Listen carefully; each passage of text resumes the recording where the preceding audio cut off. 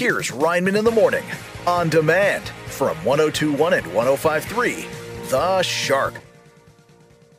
Hi, this is Mike Love of the Beach Boys, and I'm picking up good vibrations with Rineman in the Morning. Well, this is incredibly exciting. My guest today is a rock and roll Hall of Famer and the lead singer of my favorite band. Please welcome to Rineman in the Morning from the Beach Boys, Mike Love. Mr. Love, how are you, sir? Good morning, John, and happy to be on your program.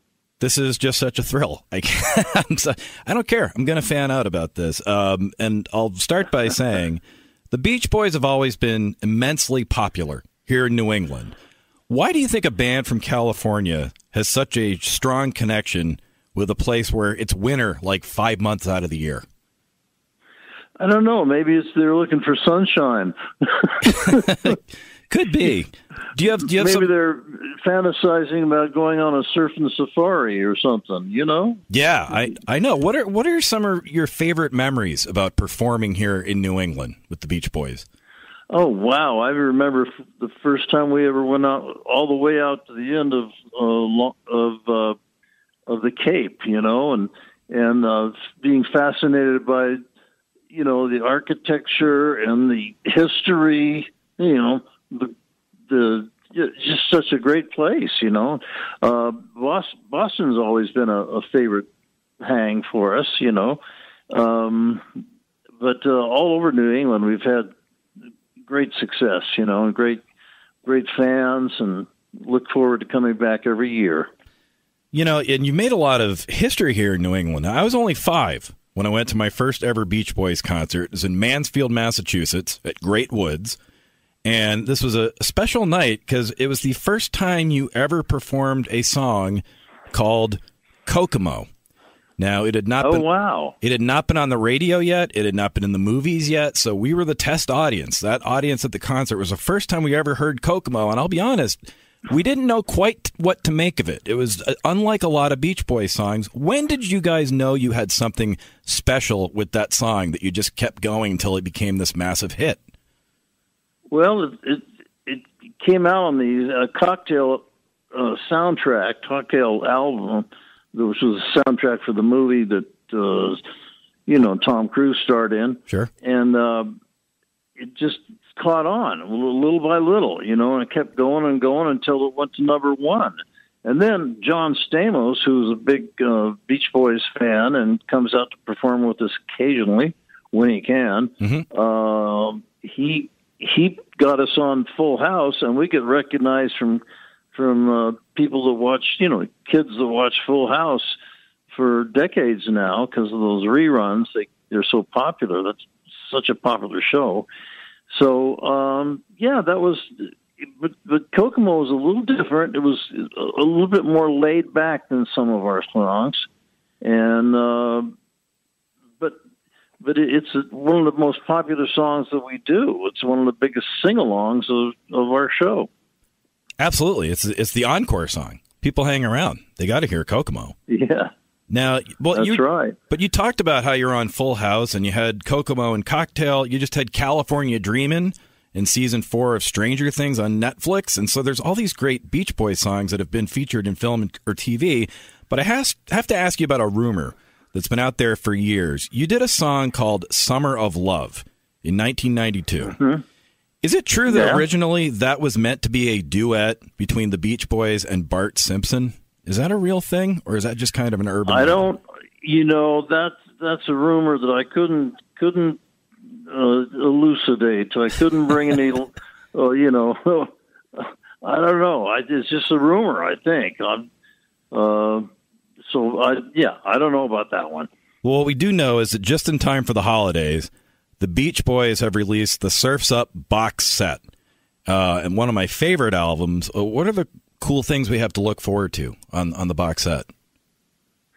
Well, there's like 80 songs on the set, so there's a lot to look forward to. But Sail On Sailor is probably one of the most noteworthy songs that we'll be doing in our concert from that set, which is kind of cool. And I know Alan Jardine and I collaborated on a trilogy of California Saga, we call it. And I did a song about Big Sur, which is a beautiful part of the world. And there's, so that there's some stuff there that we'd like to do. That's great. And, this year actually is a giant year for the Beach Boys. It marked the 60th anniversary of the Beach Boys. And, we've heard some stuff. I've read some interviews from you and from Alan. You just talked about that there may be some other stuff going on to celebrate. Is there anything else in the pipeline that we have to look forward to, or are we kind of... Well, there's a documentary is being done on the Beach Boys by a guy named Frank Marshall, who's done, dozens of big, huge movies. So it's going to be a really well done documentary, and I think, it's filmed and is, going to have a lot of historical footage, but also some present day stuff. And so I think that's going to be a pretty cool thing to look forward to. So this is the fan in me speaking now, because I'm one of these people that I say, you guys can do whatever you want. You've given us, and we have the music forever and ever. But in this documentary, have there been any parts that everyone kind of got together, or do I kind of have to wait and watch the documentary? Well, I think we'll wait and see. But I don't know. Everybody's, a lot of effort's being put into it. So I think it's going to be a really good one. That's tremendous. Now, in addition, we've talked about it, to all the wonderful summertime music, the Beach Boys have one of the greatest Christmas albums of all time. And that's kind of how the band got started, right? With you and the Wilsons getting together and singing at Christmas time, right? That is correct. My mom was Emily Wilson, and got together with her brothers and sisters. She was one of 8 children that my grandma Wilson had. And so we had plenty of cousins and uncles and aunts and stuff. And my mom was incredibly into music. In fact, I grew up in a household. In the living room, we had a grand piano, an organ, and a harp. I have 2 sisters that play the harp. Yeah. One of them played on a couple of our earlier records. Maureen, right? Anyway, Maureen Love played on Catch a Wave. Yeah, of course. Maureen Love, that's correct. And she's a fantastic musician. She's so talented. Anyway, so we would get together every, for special occasions, birthdays, Thanksgiving, but particularly Christmas is most memorable because we get together and we would literally Christmas carol around the neighborhood. The whole, multiple generations. And then after that, we'd come back and have a big feast and a ping pong table laden with all kinds of goodies. And then we would peel off and do our own music. Brian and I would go and see if we could get somebody to sing some doo-wop with us, or some Everly Brothers, or once in a while we did a couple of Four Freshmen songs. And so, it was just a very musical household and a very special time of year, Christmas. Do you still keep in touch with Brian? Do you still send each other Christmas cards? Like, when's the last time you guys? From time to time we'll see each other and stuff. But he's been doing his own thing, and so have we. Mm-hmm. And so, but between Brian and I, we were so close as kids and stuff, and we wrote all these great songs together, and so there's a lot of love there. I have a couple questions from listeners because, like I said, up here, everyone loves you guys. John from Northampton wants to know, what's the first car you bought when the Beach Boys made it big? A Jaguar. Jaguar sedan. Sedan. It was, and it was pretty neat because I actually had the right front seat taken out, and we made it into a bed so that I had a friend of mine driving me, and we went out and we would drive from California to New Mexico and or Arizona or all over the place. We would do these little concerts for DJs at the radio stations around, so they would make a couple of bucks, and they would play our music, night after night, day after day, So we really got established by going out and doing those little hops at the armories and the little venues before we got into really bigger venues, up as big as stadiums and stuff. I remember we did a stadium in Hartford, Connecticut, way back in like 1964. Yeah. So that was, we experienced a lot of success early on, you know, in the first song, which was a national hit, was Surfing Safari. That's 62. 63, Surfing USA. And then we had Help Me Rhonda, I Get Around, Fun, Fun, Fun, California Girls. Good Vibrations was the biggest hit of the 60s, equaled only by Kokomo in 1988. And you mentioned Maureen earlier, so Nancy from Beverly asked a question that kind of ties into that. In addition to singing, are there any instruments that you, Mike Love, have played that we may not know about? Because you're usually out front leading the show.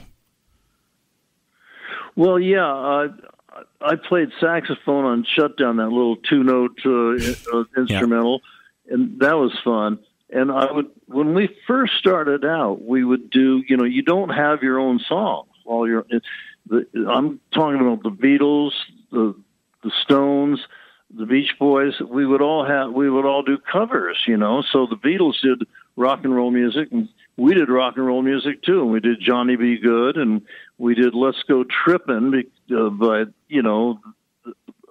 by Dick Dale.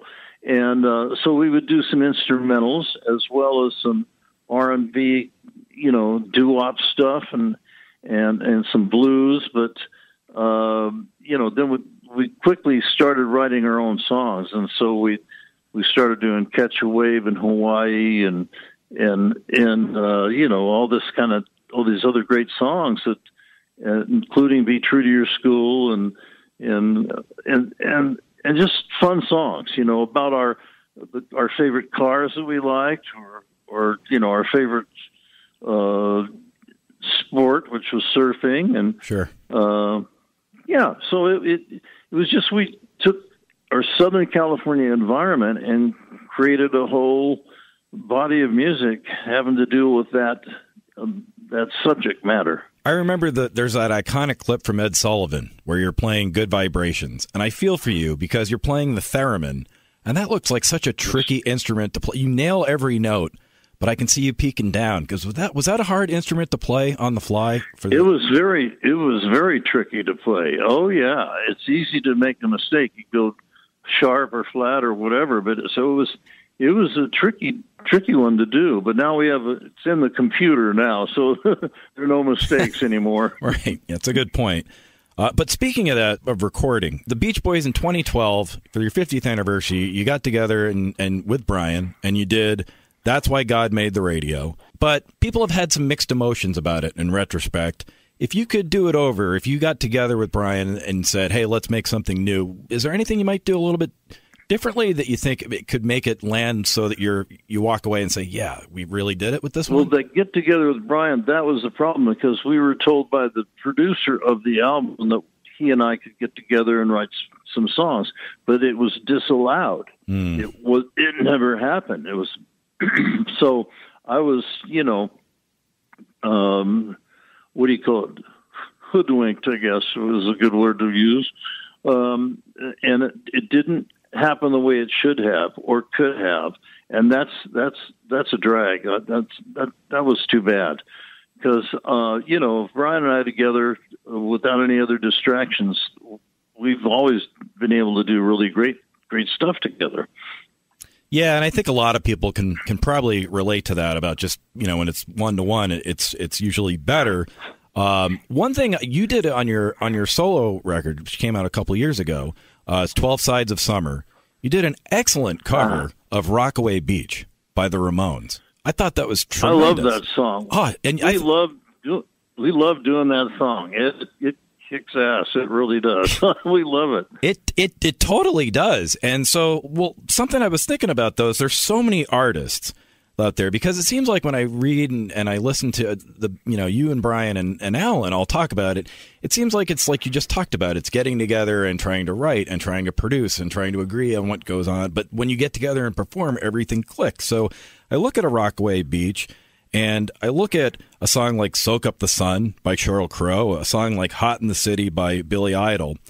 And I wonder, like, what is there a world where the 5 or 6 you guys could all get together for just 5 or 6 days and just say, hey, we're going to go to some of these artists who've basically been inspired by us, who did hit songs in the 70s, 80s, 90s, and then you kind of just record your version. It's like you say in concert, we do Back in the USSR. We're going to do the Beach Boys version of a Beatles version of a Beach Boys song. Have you ever thought about, like, hey, you know what? Let's just perform one more time and kind of do a surprise album where maybe you get together and you do your version, some more Rockaway Beach kind of stuff. Could that be the way you celebrate? Yeah, I have thought about things like that, and getting together with other people as well. You know, we're friends with Mark McGrath, and he'll come and storm the stage and do songs with us. He loves a lot of our music, you know. Mm-hmm. It's Okay being one of them, one of the singles that he really loves singing with us. And but there is a chemistry there, that an infusion that happens that when you get together with other people or do other people's songs. Sure. And that, hence, Rockaway Beach, it's got so much energy to it when we do it. And it's great. We put it in our opening sequence along with our other songs like Catch a Wave, Hawaii, It's Okay, Surfing Safari, Surfing USA. It brings, it's very special. It's not people aren't expecting it, I don't think, but I think people like hearing it. And it's great for those people who follow the Ramones. Yeah. The last question for me, and this is just on a personal level, is that throughout the years, you, Mike Love, have had some of the most entertaining and interesting and fun stage wear, attire. If you had to estimate how many Hawaiian shirts are hanging in Mike Love's closet at any given time? Well, probably 100. That's awesome. I love that. I mean, for many years, I've been collecting those things, and so yeah. And I dress according to the color of the day. Each day we wear a different color. Sunday we'll do a bright, sunny, like a yellow or orange color. Monday we'll do like a pastel color, like the moon, literally like the moon. Tuesday we'll do red, like Tuesday is Mars Day, Martes in Espanol. Oh wow! But so the color of the planet Mars is what? Red. Yep. And then Mercury's green, and so on like that. So we dress according to the color of the day. We're not identical by any means, but there's a theme to how we dress. Well, you know, it's interesting you bring that up because I know you talk about, you have another song, Pisces Brothers, of course, inspired by George Harrison. You and I are birthday twins. We're each March 15th birthdays. So I don't know very much about the astrological signs. What does being born on March 15th, what kind of person does that make me as a Pisces? It means you're a Pisces. You like music. You like literature. Yeah. And I was always attracted to poetry and stuff like that. And that's why when I sat down with Brian at the piano, he was very gifted musically with chord progressions and stuff like that, harmonies. And I would come up with hooks and lyrics and to complement the musical part of it that's going on. So we made a great partnership in that way. So Pisces is usually, interested in spiritual things and that's why I do my meditation every day, transcendental meditation, which I learned from Maharishi.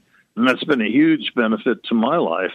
It kept me away from too much liquor or too much drugs or anything like that, because you can get deep relaxation through the transcendental meditation, and gives you energy and clarity and peaceful feeling.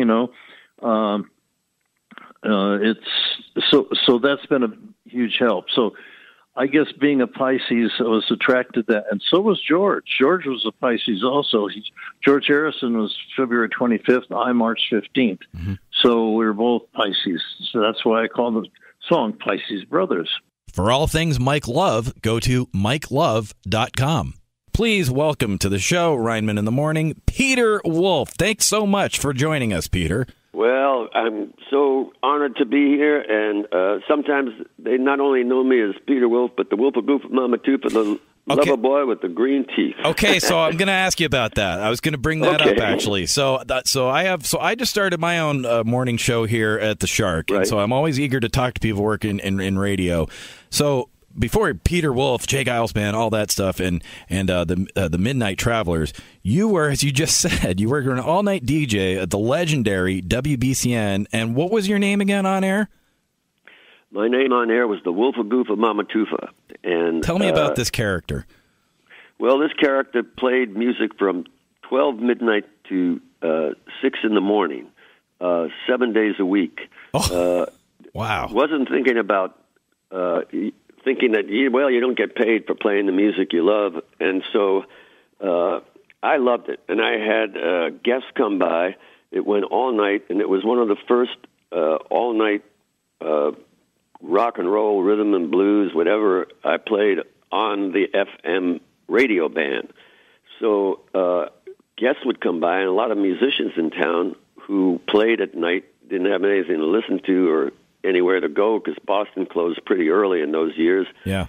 And so I had people come by the station like Muddy Waters, Howlin' Wolf, Carla Thomas, Van Morrison. And like an idiot, the idea of taping these interviews never occurred to me. Oh, my gosh.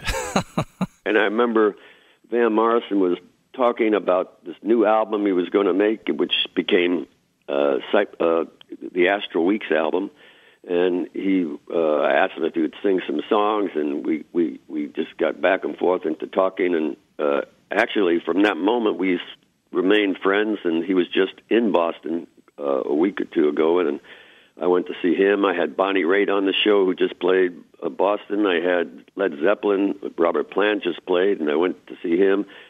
I interviewed him, Jeff Beck and Rod Stewart. It was just an amazing time for me, but an amazing time to play the music that I loved that many people hadn't had a chance to hear. So many people got to hear Muddy Waters and Hank Williams and obscure Bob Dylan for the first time. That's so exciting. But the good news, so you didn't ever record it, but it's so cool that you still keep in touch with these people and you still get to go see them. I mean, have you thought about, hey, maybe we get together, we redo the interviews, see where we are today? But also, I stayed in touch with these people because with the Geils Band, we were around for so long, and we had been together for 17 years. So our opening acts were people like Tom Petty, Billy Joel, the Eagles, U2. So the list went on. So you became friendly by being on the road constantly with these artists. And, you're sharing meals, and find yourself at the same hotel and maybe at the same bar late at night. And so those early memories like when we were starting out, we were playing, I think the first big band we opened up for was Black Sabbath. And, oh, my gosh. Yeah. Do you still keep in touch with Ozzy at all? Well, no, I haven't seen Ozzy in a long, long, long time. Our paths haven't crossed, but there was so many bands that we played with. I remember being out in Texas playing with ZZ Top, and for some reason they decided to put 2 live buffalo on either side of the stage. And is that a state law down in Texas? You have to have livestock on the stage for it to count as a concert? Livestock on the stage. I hope they put earplugs in their ears. But the unfortunate thing was they were always kept right next to our dressing room. Oh. And, buffaloes like to eat a lot of hay, and, what goes in must come out. Yep, I've heard that. Yeah, that was that Blood, Sweat, and Tears? What goes up must come down? Yeah. There you go. That's well, it's funny you mentioned Billy Joel a second ago, because he has a lyric in one of his songs that I always love because I get the reference. You and your friends and everyone in Jay Geils Band, everyone you just mentioned, but you started out playing clubs in an area of Boston that some of our listeners may not know a whole lot about, the legendary Combat Zone. Could you maybe explain as best you can for morning radio what the Combat Zone was, and what was it like performing there in the Combat Zone? Well, in the Combat Zone, the first band I had was called the Hallucinations. Mm-hmm. And when I came to Boston, I had a scholarship at the Boston Museum School of Fine Arts. Oh, wow. And I moved to Boston to study painting. I didn't have a place to stay, and my first roommate was a gentleman by the name of David Lynch. And he came to Boston to study painting and then went on to the Philadelphia School of Art because he started getting interested in film. Yep.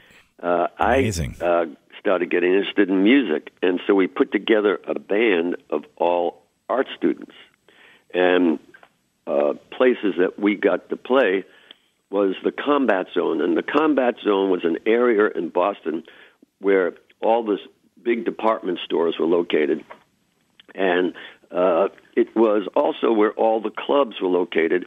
And many of the clubs were sort of had go-go gals. Some of them had strippers in it. And it was all run and owned by, shall we say, the wise guys. Yeah. The Sopranos control all of the combat. People who happen to wear tracksuits around sometimes. Yes, there you go. Mm-hmm. Yeah. And there was a lot of small shops. It was, the streets were all crowded.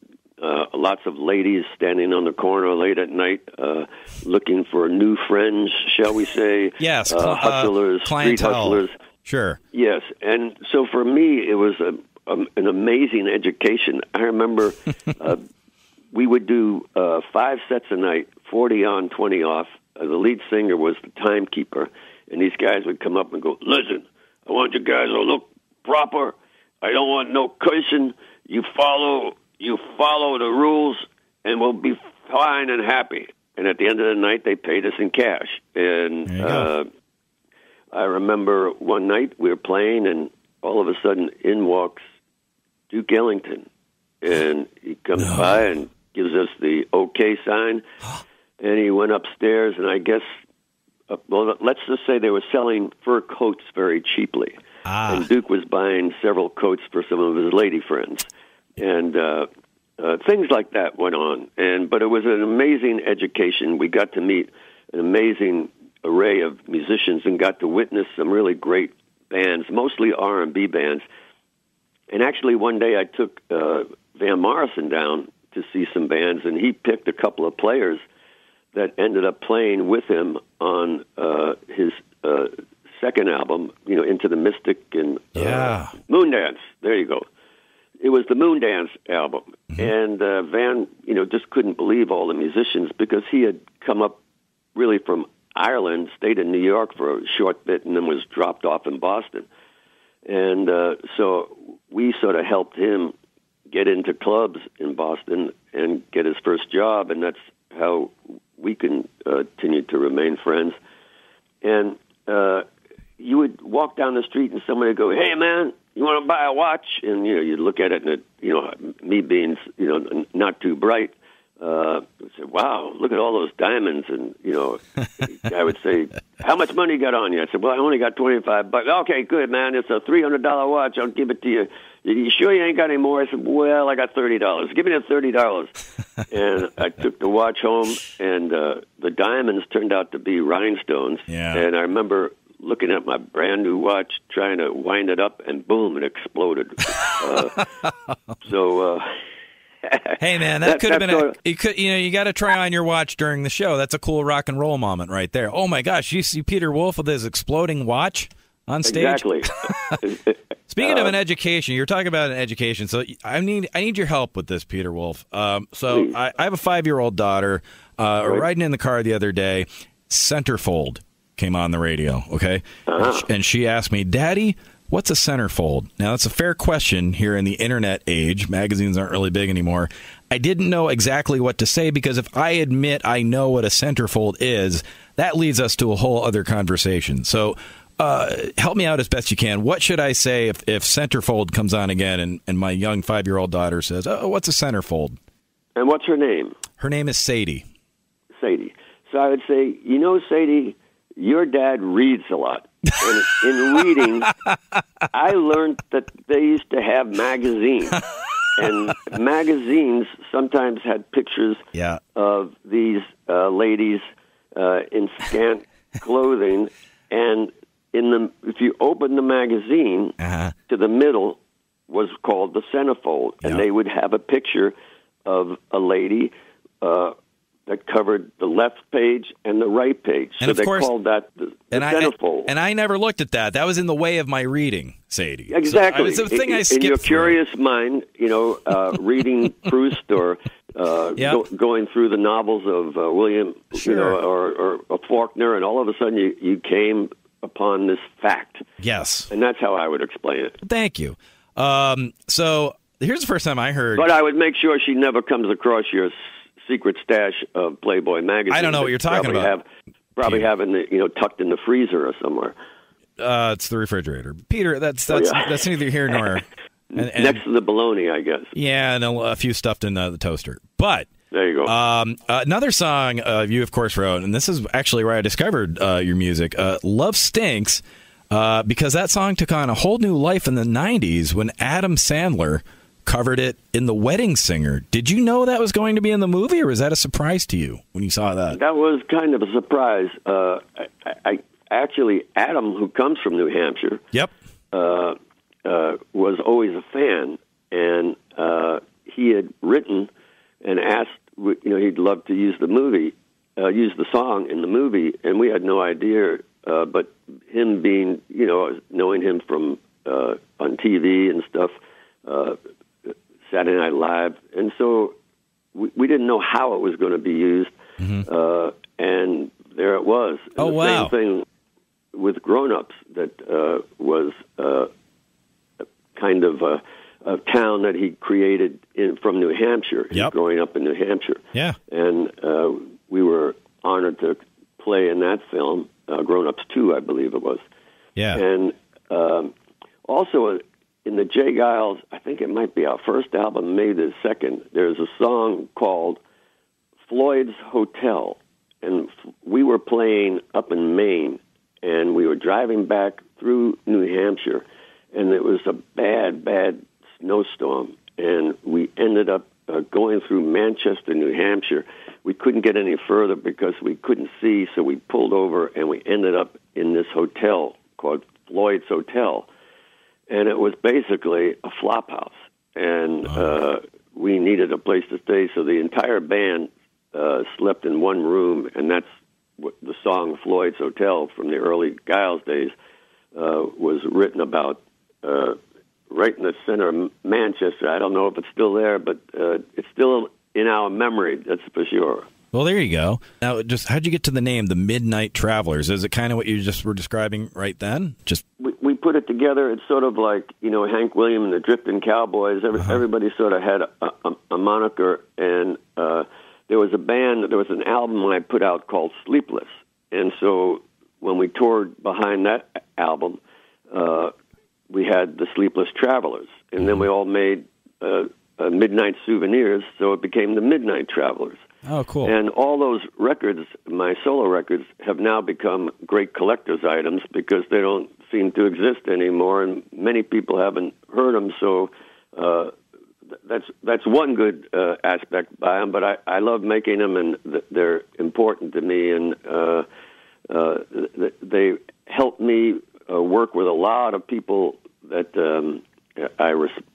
I'm fans of. People like Mick Jagger is on one, and Merle Haggard's on another one, Shelby Lynn's on one, and Nico Case, and there's just a whole lot of people that are able to join me, some of David Bowie's band, some people from Motown, and Don Covey and Bobby Womack, and some just great artists that I have admired through the years and got to work with. Keith Richards, another one that came in one night, and we just had a wild night just playing blues music from, we started about 11 o'clock at night, and I think at around 5 in the morning we were still recording. So we picked one of those for the album Sleepless. It's on the Sleepless album, if people can find it.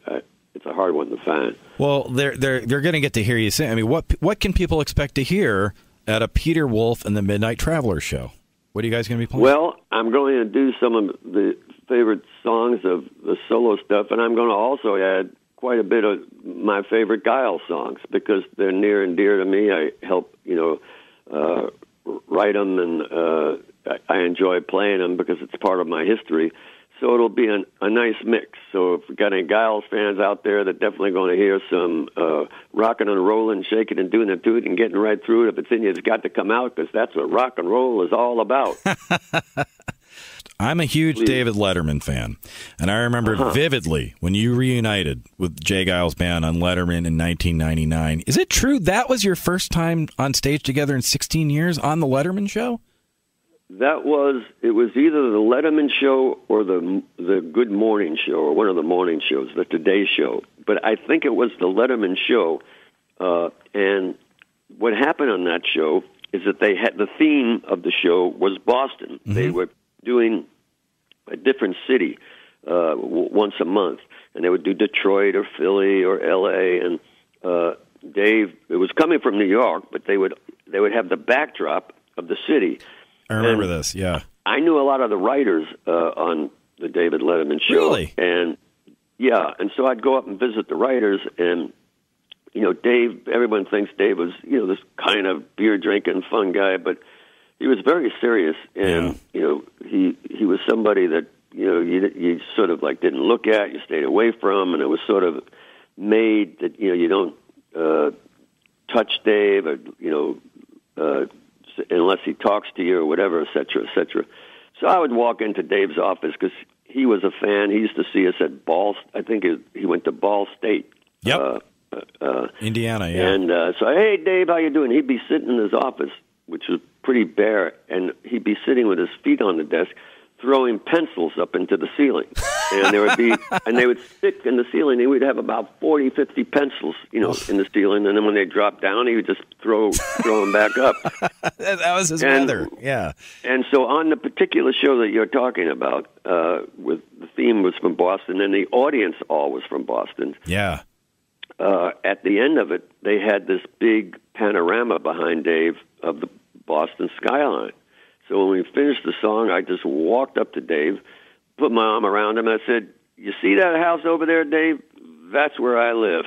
No, that's amazing. Yeah, so it was fun. He's missed on television. He helped create a lot of the new kind of late night TV. Sure. And I have to say that his band was stellar. And Paul Schaefer and all those guys. Yeah, Paul Schaefer, and actually Will Lee, who's the bass player, is the bass player on my first solo single, Lights Out. Get out of here. I didn't know that. Yeah, Will Lee is on it, and there's a whole host of great people on it. People that played with David Bowie, and Elliot Eastman from the Cars is on it. It's that track is one of my faves. Lights Out, blast, blast, blast. There you go. Is there anything I forgot to mention, Peter? Well, there's something I forgot to mention. When you asked me about what people are expected to see, one thing for sure is I have really great musicians with me, and it's a thrill for me to be in front of them and them behind me on stage because they just know how to dig deep, and so it's just an evening with.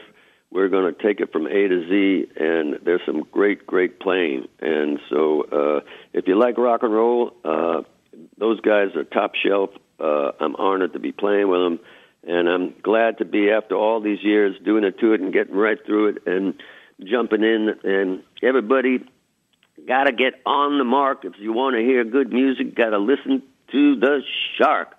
Oh. In the middle of the night when it's getting too dark, and you want some good company and music, just listen to The Shark. So there it is.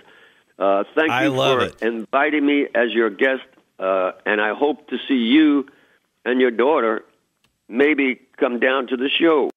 And you know something? We took Peter up on his offer, and you can see the picture of myself, my daughter, and the one and only Peter Wolf on the Shark Instagram. It's Shark1053. For all things Peter Wolf, go to peterwolf.com. Please welcome to Rineman in the Morning, the one and only Bret Michaels. How's it going, Bret? I am doing awesome, man. How are you doing, my friend? And I just want to say, as I say good morning, I also want to wish you an incredible happy holidays, Merry Christmas, Happy New Year to you, your family, and listeners. Oh, thank you so much. That's so nice of you to say. And I was going to ask, how's your holiday season going so far? It has been incredible. I'm not lying to you. I got to enjoy it all with my family and everybody over Thanksgiving. And we've been out on the road touring. Of all things, I'm getting ready to do a big charitable event this weekend with Pitbull and Flo Rida. So we're all going to be together jamming. And when I say party crawl, I cannot tell you the amount of great people I've got to perform with or share the stage with on every aspect. You know, one night it's Jimmy Page and Jimmy Buffett, and then all of a sudden I'm with, just hanging with friends from Saliva, Josie, and it's just so many different artists throughout my career. And that's what this Mardi Gras was based on, having a good time, playing music, and everyone just coming together for a night of all killer hits. We're so happy to have you coming to New Hampshire. What are some of your favorite memories of playing here in New England? I can give you 1,000 of them. First of all, let's start just this last summer. The positive energy, the raw hits, being out with Poison and singing all those hits. 2 nights at Fenway, that was incredible. Yeah. One of my very best friends from life, for life, lives in Boston, right, in the Boston area, but in New England. And I just want to say this, I cannot explain to you, because I always bring my mountain bikes, my dirt bikes, everything with me, and we have an incredible time. But my best buddy was a drummer, and we used to be in my water-soaked, sump pump backed up basement playing music. And I'm as passionate about playing it today as I was then. And some of the best memories I have, honest to God, is partying with the fans, having a great time. When I was just up there with you before the pandemic hit, we were up there with Poison, and it was such an incredible show. I spent a day out hanging with fans, getting to meet people. And that's what this Party Girl is based on. It's based on them from the moment they get there. We've got great music playing. We treat people great. We see them, a lot of beads and bandanas going out to everybody. And I'm not kidding you. We have a contest, a Dress Like Bret karaoke contest, where they get to literally in the pavilion. One of them will be chosen to come up and sing. We've got the Bretty bucket, which is like this old Nerf basketball hoop. And if you ever watch my shows like Rock My RV, I'm fairly mechanically inclined. I built the Tiki Hut golf cart. So we're whooping around the parking lot. People that were like, hit it, and we throw them the ball. If they can hit it, they get 2 backstage passes. That's awesome. Make this great. Well, you brought up a good point, because you have this infectious energy, and it's all about partying, having a good time. But you also mentioned the pandemic, so we all had to stay inside and everything. Was there anything new? Did you take on any new hobbies? What does Bret Michaels do? And it's like, you can't go out and party and have a good time. You got to find a way to make your own fun and get through it, All right, so here it is. As a father of 2 kids, knowing we were dealing with this, I have my main property is a ranch. So on the ranch, here's the blessing with or without the pandemic. I'm an outdoors guy. So we've got a motocross track. We've got go-karts. We have all this stuff. Basically, what I did is when it first hit and we all didn't know what was going on, I said, here's always been my mentality as a type 1 diabetic, right? I said, we've got to adapt. We have to figure out how to stay healthy, but adapt. And I said, we're going to take the attitude of victorious, not victim. In other words, I always kept the hope that we're getting through this. There was never a thought where I thought we're not going to get through this. And I know this, it was what happened during the pandemic is horrific, right? And we're all starting to come out of that. But I always kept hope that that's what would happen. But keeping busy, you're going to laugh. I did a lot of virtual concerts, full concerts in my studio. Like, people would tune in and there would be a concert. Then you're going to laugh. I painted, don't laugh when I say this, I repainted my entire sport court.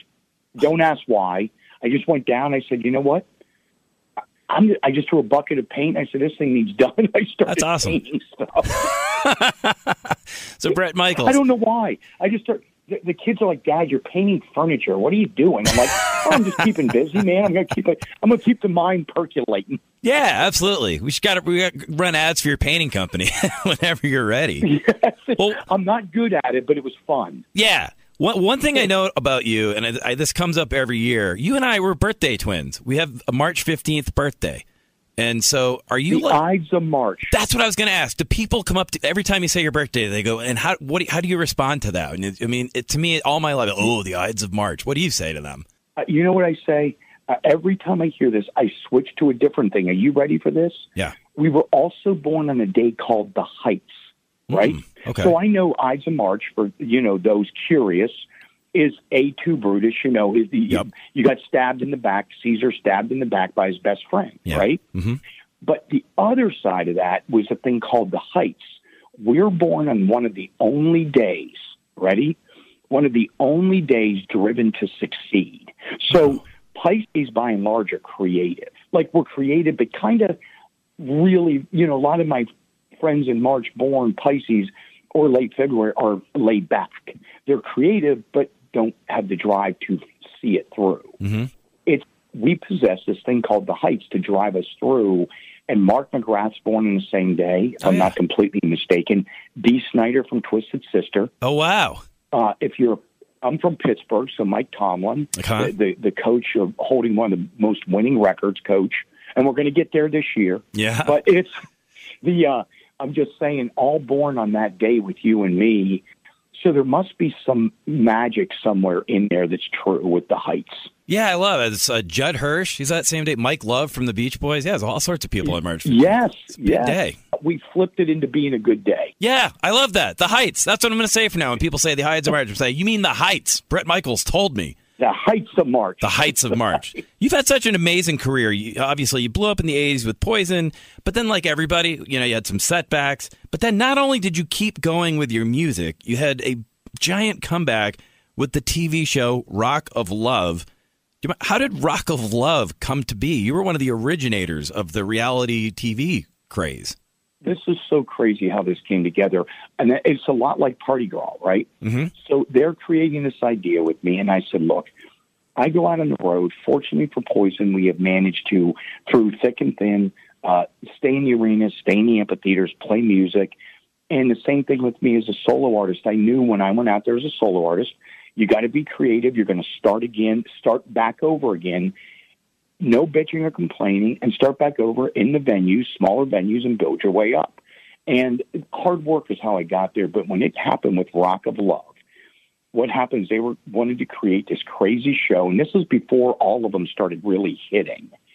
And I said, look, I asked you one thing. My daughters laugh. I took in a piece of paper that they call it. They're like, Dad, you can't do that. Put it on your phone or your computer. They're like, that's like a hillbilly hard drive. Yeah. You know what? That's what my kids called it, right? Right. I went in with a piece of paper. I opened it up. They're all staring at me, and I said, this is what we could do. How about we just make this fun? We laugh. I said, make this, let it be me. It just can't be my house. It could be the cars, the motorcycles, all the stuff, anything that we needed. But I said, let me take them on crazy fun adventures to win the dates. Let's not just argue at a jacuzzi. Yeah. I couldn't do that. It's not my style. I don't want to sit down and my acting, I need to know this. My acting is less than reputable.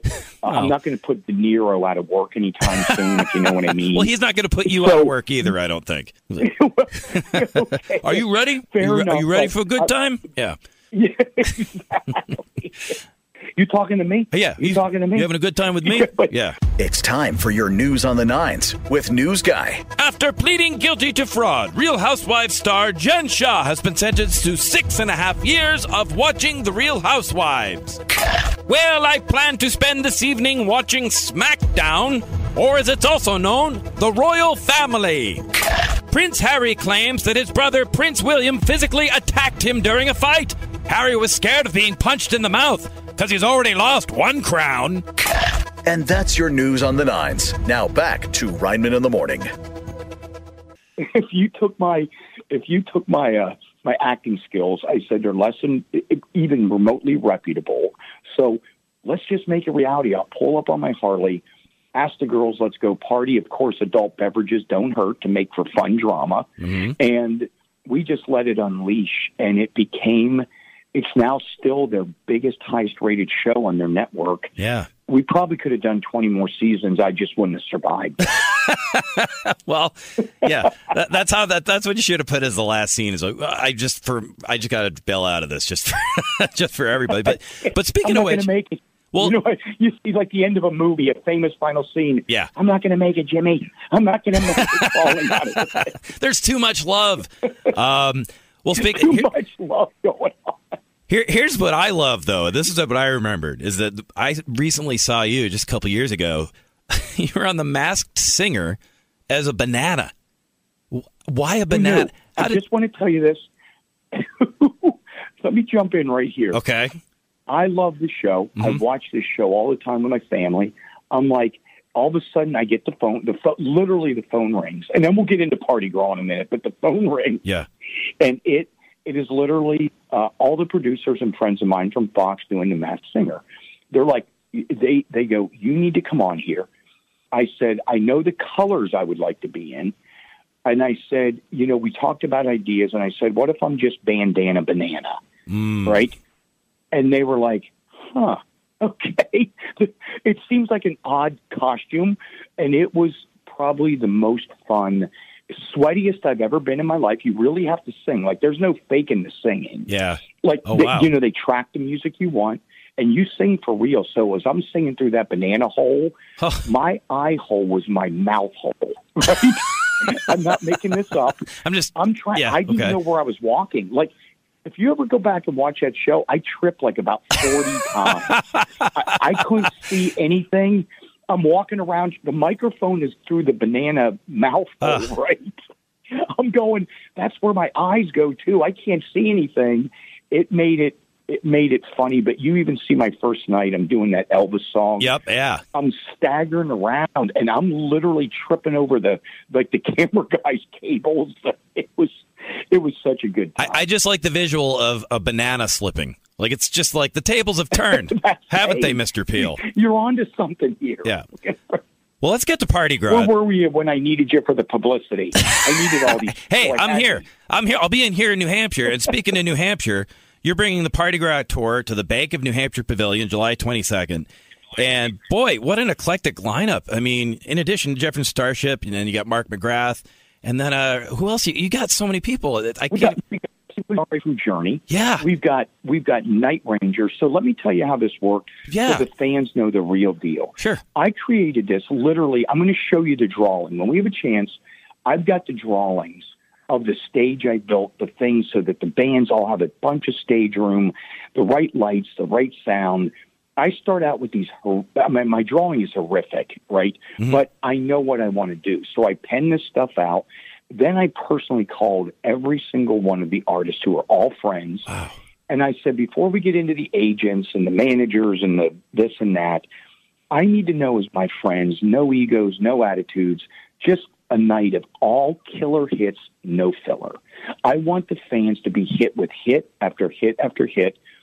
When we have so Starship starts off hit after hit after hit after hit, big energy, big stage.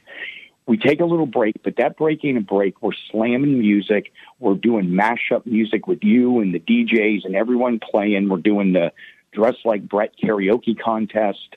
It's whole bunch of stuff going on. Then Night Ranger plays a full set of hits. And then I hit that stage about 9 or 9:15. And I'm just telling you now, I start out with the Poison hits. Then we have Steve Ajeri from Journey. I go, I want to do one of my favorite Journey songs. Why don't I let the real singer do it? Oh, nice. Throw the mic back. He grabs it. He starts singing Journey songs. Then all of a sudden, Mark McGrath's out. Then he throws the mic back to me. More Poison hits. It goes round robin like that until the end of the night when Starship joins us and Night Ranger. And it's the way music should have been. No egos, no attitudes. Just a bunch of bands, fans celebrating the music. And this is a philosophical one, so bear with me here. Is a rose without a thorn even a rose? To me, a rose without a thorn is not the truest form of a rose, because life is about the journey of both roses and thorns.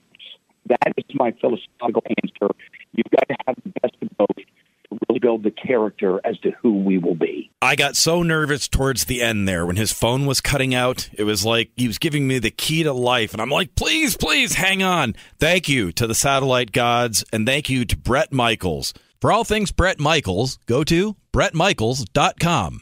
My next guest is a guitarist and bassist with Cheap Trick who will join Rod Stewart at Bank of New Hampshire Pavilion in Guilford on August 28th. Please welcome to Rineman in the Morning, Robin Taylor Zander. Mr. Zander, how's it going? Excellent. How are you guys? I'm doing all right. You've literally been part of Cheap Trick all your life. Would you like to explain to listeners your connection to a certain band member?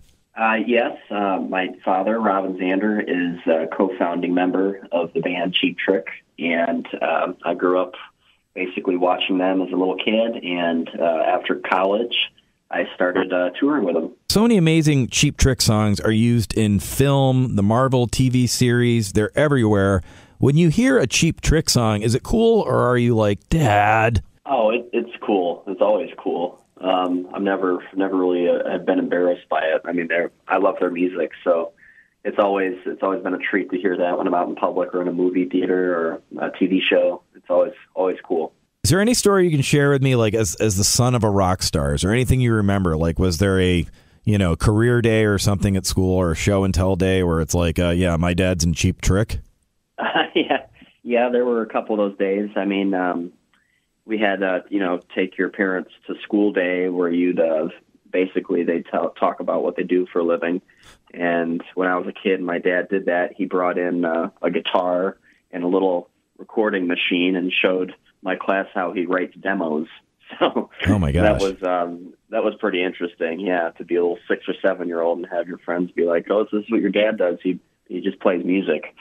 Did you have to audition to join them on tour, or did they just kind of say, he'll do it? No, I didn't have to audition. I grew up around them. So they knew I was a player, but they've never added a band member. They've always been a 4-piece. So it was kind of rare for them to add another touring member of the band. So that was really cool. That was nice that they felt comfortable enough with me to do that. What was going through your mind the first time you got up there and played with the band? Lots of nervousness and hoping I don't make any mistakes, pretty much. But once I started a few weeks after, I got in a groove, and it's been great ever since. I started in 2017 with them, and so it's been going on 6 years now, touring with a band. Now, you studied locally at Berklee College of Music in Boston. What was your favorite part of going to school here in New England? Oh, man, that was great. I spent a year, 2012, 2013 in Boston, and it was fantastic, man. I loved it. I loved the city, and the people that I met there that went to Berklee were from all over the world because it attracts all these really cool musicians from different countries. So it was definitely culturally really cool just to immerse myself in that kind of environment. Now, where did you grow up? Tampa, Florida. So, was there anything about Boston that surprised you when you first got here? I guess the architecture and just the history, how they preserve a lot of the historical, monuments and buildings and all the old churches that are around there. I just thought it was a really cool historical town and city, which I didn't really. I read about Boston, but when I actually started living there, it was a lot more than I thought. Now, you have a solo album out now called The Distance. It's available in stores and online. Tell me all about it. Well, we started recording it in 2020 with my friend Kenny Siegel, who lives up in upstate New York, and he owns a recording studio in an old 19th century style house. So I just recorded with him. It was just me and him. No one else recorded the record. So I recorded all the instruments that you hear except for brass and strings. So wow. There's 11 tracks on there, and it came out end of April. Who are some of your influences going into making this album? There's, all the British Invasion bands from the 60s. I would probably start there. So the Beatles and the Who and the Kinks and the Stones. And then, there's like a lot of pop songwriting influence like Harry Nilsson and, Cheap Trick is in there a little bit of everything. Now, you play all the instruments on this album, The Distance, which is getting great reviews. I have a 6-year-old daughter, so my question to you as a parent is, if I wanted my daughter to get into every instrument, what's a good one to start with when they're young? Well, the two most accessible ones, I say, are drums and piano, because drums teaches you rhythm and piano teaches you melody and chords. So those were the first two that I would give my kids. And I wouldn't, force it on them. I would just put it in, the corner of a room in the house or in their bedroom and just let them kind of mess with it. And if they take interest, then that's something they'd like to do. My favorite song that you guys play every night is Surrender, because I love the lyric, surrender, but don't give yourself away. And I feel like that's what you've done, because you kill it each night with Cheap Trick, and you made a great album in your own voice, and it's called The Distance, and really, really cool stuff. Robin Taylor Zander, thank you so much for joining me on Rineman in the Morning. Oh, anytime. For all things Robin Taylor Zander, visit robintaylorzander.com.